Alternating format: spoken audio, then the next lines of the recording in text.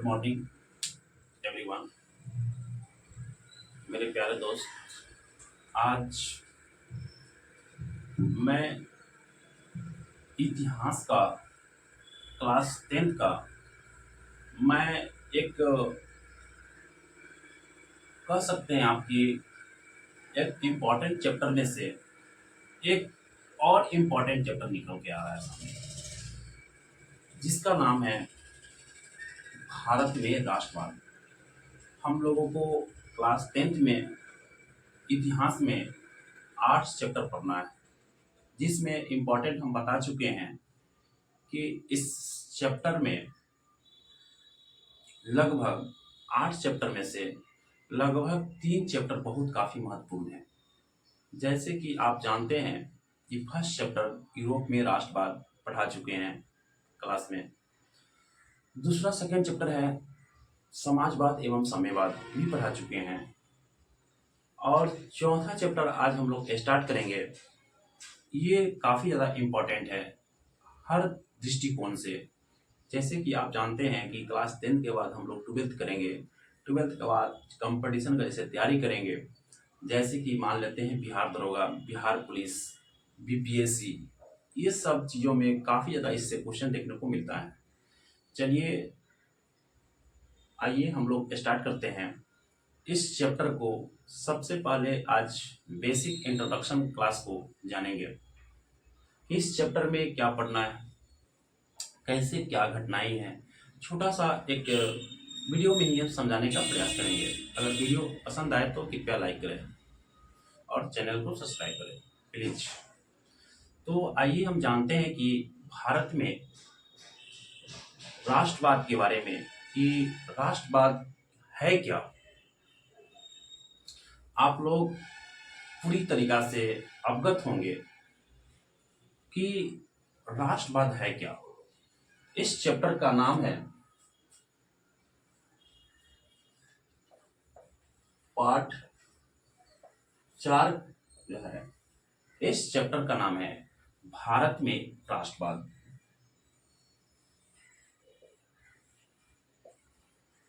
भारत में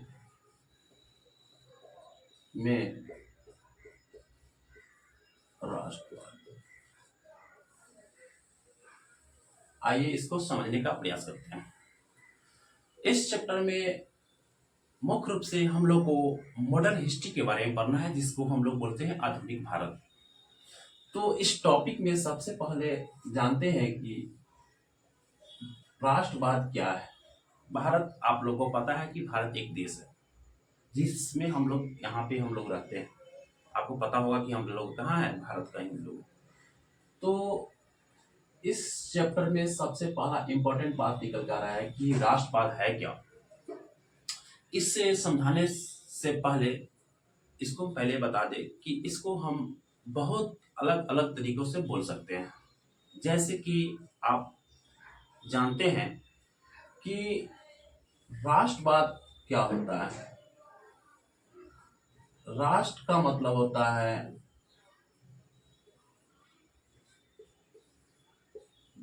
देश, वाद का मतलब वाद ही होता है। अगर अपने देश के प्रति प्रेम या भाव या प्यार या स्नेह आ जाए, उसे ही क्या कहते हैं, राष्ट्रवाद कहते हैं। दुनिया का बोल सकते हैं कि कोई भी देश हो, दुनिया का कोई भी देश हो, वहां का नागरिक, वहां का व्यक्ति वो अपने देश से प्रेम करे, प्यार जताए, स्नेह रखे, भावना रखे, वैसे व्यक्ति को, वैसे वहां का देश है, वो अपने देश से प्रेम कर रहा है, तो ऐसे व्यक्तियों को राष्ट्रवाद कहते हैं। क्या कहते हैं, राष्ट्रवाद कहते हैं। सिंपल सी बात है कि इसमें ज्यादा कुछ है नहीं। तो हम लोग एक लाइन में बोल सकते हैं कि अगर अपने देश के प्रति प्रेम या भाव आ जाए, उसे ही हम राष्ट्रवाद कहते हैं। सिंपल सी लाइन में समझने में कोई दिक्कत नहीं होगा, आप लोगों को समझ में आया होगा। इस चैप्टर में मुख्य रूप से हम लोगों को पढ़ना है कि ईस्ट इंडिया कंपनी के बारे में जानना होगा और इसका अर्थ जानना पड़ेगा, है क्या ये चीज। तो क्वेश्चन आता है कि राष्ट्रवाद का शाब्दिक अर्थ क्या है। तो क्वेश्चन एक यहां से इंपॉर्टेंट 10th क्लास का बोर्ड में पूछा हुआ है कि राष्ट्रवाद का शाब्दिक अर्थ क्या है। तो आप लोगों को पता होना चाहिए कि ये क्वेश्चन बहुत बार पूछ चुका है बोर्ड ने। तो राष्ट्रवाद का शाब्दिक अर्थ होता है राष्ट्रीय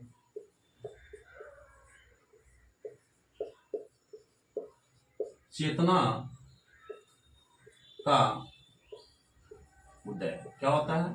राष्ट्रीय चेतना का उदय। तो आप लोग को पता है कि राष्ट्रवाद क्यों आता है, कब आता है, नहीं पता है?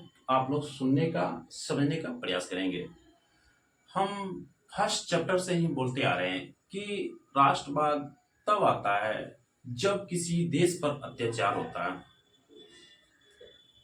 जैसे कि आप समझ सकते हैं कि अपने देश पर अत्याचार काफी दिनों से चल रहा था और करने वाला आप लोगों को पता होना चाहिए कि कौन था? अंग्रेज यानी कि इंग्लैंड। तो इंग्लैंड ने अपने भारत देशों पर लगभग 200 वर्षों तक भारत को क्या किया? गुलाम बनाने का प्रयास किया। तो काफी ज्यादा भारतों को इस पर सहन करना पड़ा, अत्याचार किया तो सहना पड़ा। वो इंग्लैंड वाले ने अत्याचार काफी ज्यादा किया था। तो राष्ट्रवाद सामने तब आता है जब किसी देश पर अत्याचार होता है। जब किसी देश पर अत्याचार हुआ है तब सामने राष्ट्रवाद भड़क कर आया है। आप लोगों को क्लियरिटी होना चाहिए।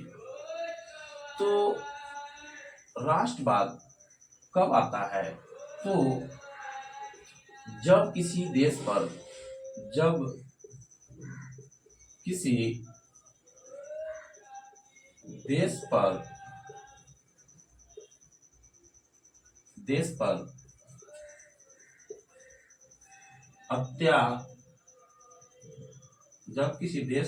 अत्याचार हो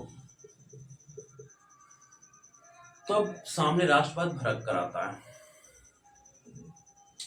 तो क्या होता है कि जब किसी देश पर अत्याचार होता है तो सामने राष्ट्रवाद भड़क कर आता है। आप लोग को पता होना चाहिए कि अत्याचार कौन कर रहा था अपने भारत देश पर। तो आप लोगों को जवाब आएगा अंग्रेज। कौन कर रहा था? अंग्रेज। जब ये अंग्रेज भारतों पर काफी ज्यादा अत्याचार कर रहा था, उसी समय में ये अपना एक भारत में जब एंट्री किया था तो ये व्यापार करने को उद्देश्य से किया था। तो ये जब व्यापार करने के उद्देश्य से किया था, उसी समय में एक कंपनी बनाया था। उस कंपनी का नाम था ईस्ट इंडिया कंपनी। क्या नाम था? कंपनी का नाम था east India company. East India company में ही इनका नाम छिपा हुआ था। तो इस कंपनी में नाम में ही छिपा हुआ था इंडिया। क्या नाम छिपा हुआ था? इंडिया। तो शुरू से ही इनका मानसिकता था कि इंडिया को किसी तरीका से गुलाम बनाया जाए। तो सबसे पहला ये 1600 ईस्वी में ईस्ट इंडिया कंपनी का स्थापना होता है। ये ईस्ट इंडिया कंपनी का स्थापना अपने इंग्लैंड की राजधानी लंदन में इसका स्थापना करते हैं। कहाँ करते हैं? लंदन में, जो कि आप लोगों को पता होना चाहिए कि इंग्लैंड की राजधानी है। तो जब ये कंपनी का स्थापना वो अपने देश में ही करते हैं पहली बार, जब 1600 ईस्वी में, तो इनका कोई भी कंपनी, जैसे मान लेते हैं हम कंपनी खोलें, तो मेरा मकसद होगा कि इस कंपनी को काफ़ी ज़्यादा विस्तार करें। उसी तरीक़ा से जब ये अपने देश में कंपनी बनाए, ईस्ट इंडिया कंपनी खोले, तो इनका मकसद था कि जिस देशों को मैंने गुलाम बनाना चाहता हूँ उस देश में भी ये कंपनी जाए। तो ये कंपनी 1600 ईस्वी में स्टार्ट होता है और 1608 ईस्वी में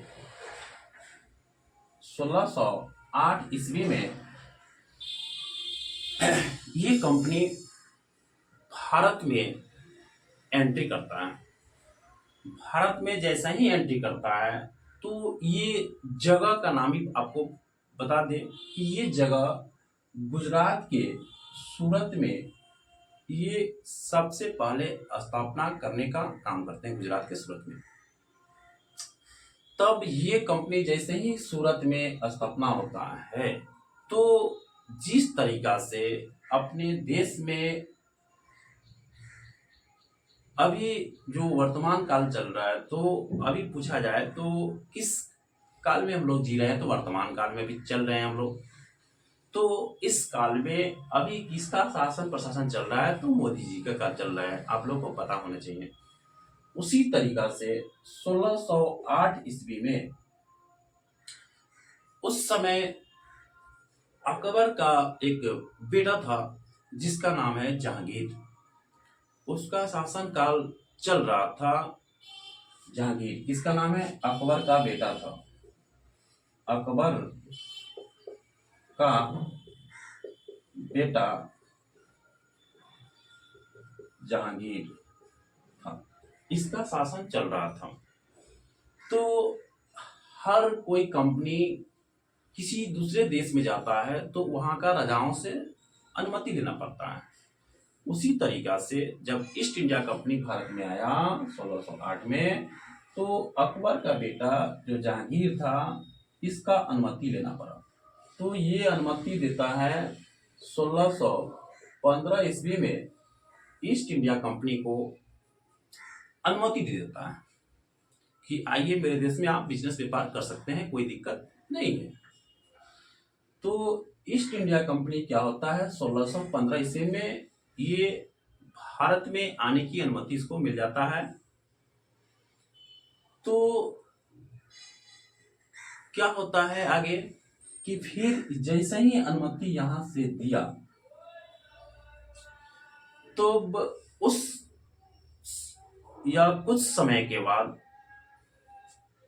जैसे ही 1600 में यहाँ अनुमति मिला तो ये अंग्रेज लोग भारत में काफी ज्यादा विस्तारित होने लगा या एंट्री करा।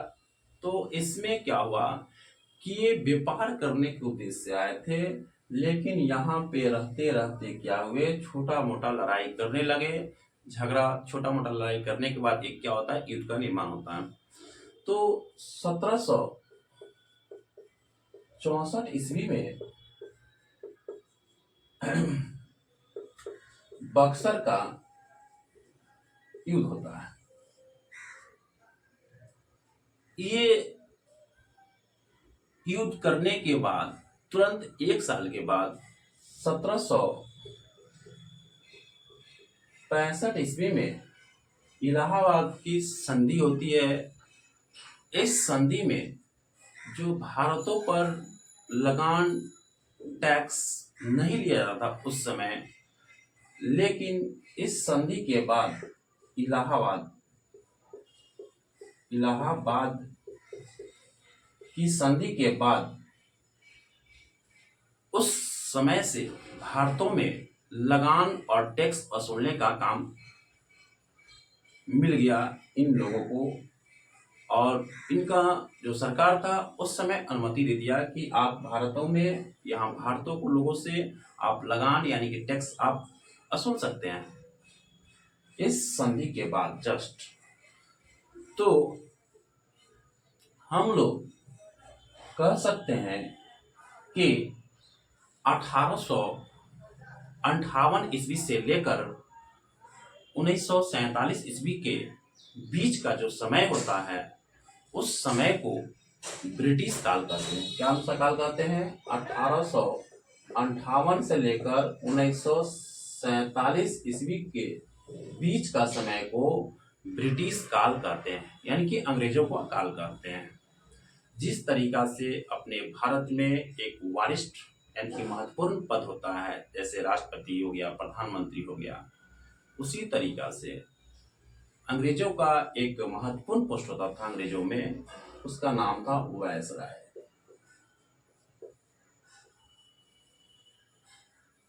वायसराय तो ये महत्वपूर्ण पोस्ट होता था।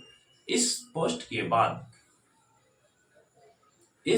के बाद अंग्रेजों ने ये पोस्ट को, जैसे ही पद को प्राप्त किया, तो भारत को उसी समय से गुलाम बनाना स्टार्ट कर दिया। तो आगे की कक्षाओं में हम लोग पढ़ेंगे कि राष्ट्रवाद का कारण क्या है। आज का वीडियो यहीं तक रखते हैं, छोटा सा ही, क्योंकि आप लोग इस चीज को चलाने में कृपया मदद करें। मेरा फर्स्ट वीडियो है, कृपया कुछ गलती हो तो सुधार करने के लिए आप लोग जरूर कमेंट करें। प्लीज वीडियो अच्छा लगे तो लाइक करें और कमेंट करें, और इसी तरीका से आप लोगों को समझाने का मैं प्रयास करूंगा। और ये फिजिक्स का एक सीरीज स्टार्ट करेंगे और हिस्ट्री का करेंगे, और धीरे धीरे सारा सब्जेक्ट को हम लोग पढ़ाने का आपको प्रयास करेंगे। तो आगे एपिसोड में हम लोग पढ़ेंगे कि राष्ट्रवाद का कारण क्या है। उसमें बहुत सारे कारणों को पढ़ने को आप लोग को देखने को मौका मिलेगा। आज के लिए इतना ही रखते हैं। Thank you.